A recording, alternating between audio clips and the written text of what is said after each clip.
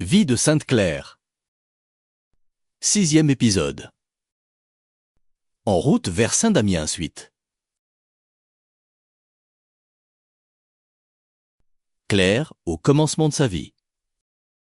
À la suite du Christ, avait dû lutter contre sa famille, qui voulait la ramener à la maison.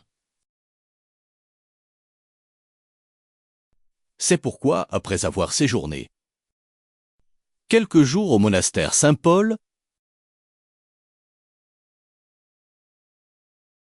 elle fut conduite au monastère de Saint-Ange d'Ipanso.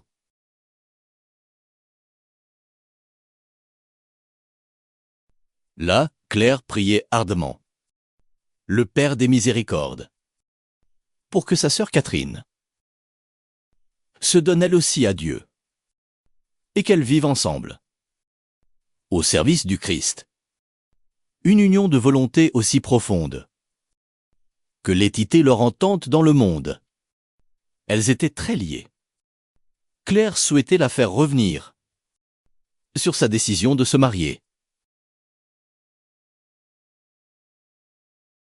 16 jours après son propre départ, Catherine, inspirée par l'Esprit Saint,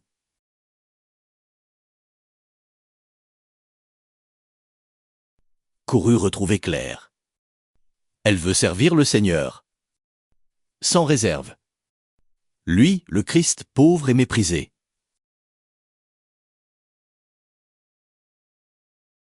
Leur cœur se tourna vers le Seigneur pour rendre grâce et lui remettre leur nouveau chemin de conversion.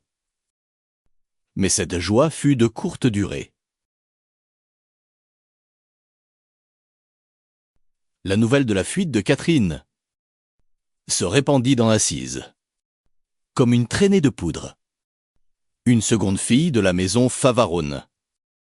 C'était trop. L'honneur de la famille était en jeu.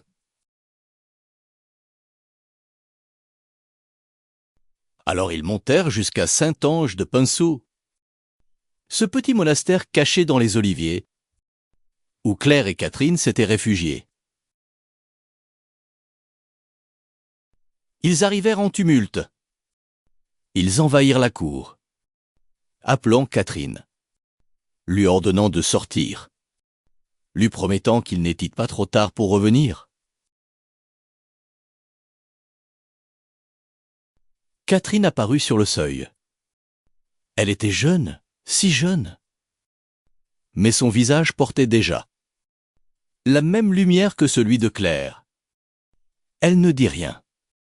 Elle resta simplement là, droite, paisible, comme si une force invisible la tenait debout.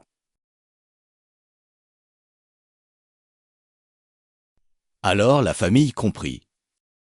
Elle avait choisi Jésus.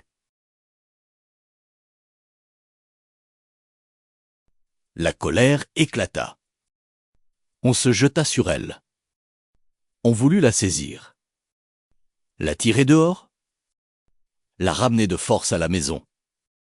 Mais Catherine cria vers sa sœur, lui demandant d'intercéder pour elle, auprès du Seigneur pour la délivrer. Claire se mit en prière. Elle ne criait pas. Elle ne protestait pas. Elle ne luttait pas. Elle priait. Et sa prière semblait entourer Catherine, comme une muraille invisible. Soudain, le corps de Catherine devint lourd. Si lourd que personne ne pouvait plus la soulever.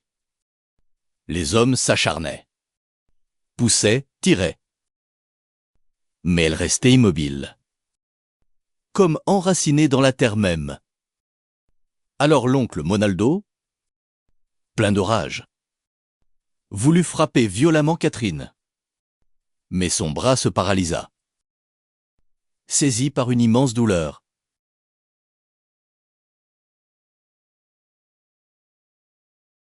Alors, Claire s'avança et supplia ses parents de stopper toute violence, de se retirer et d'avoir pitié de la pauvre Catherine à demi morte.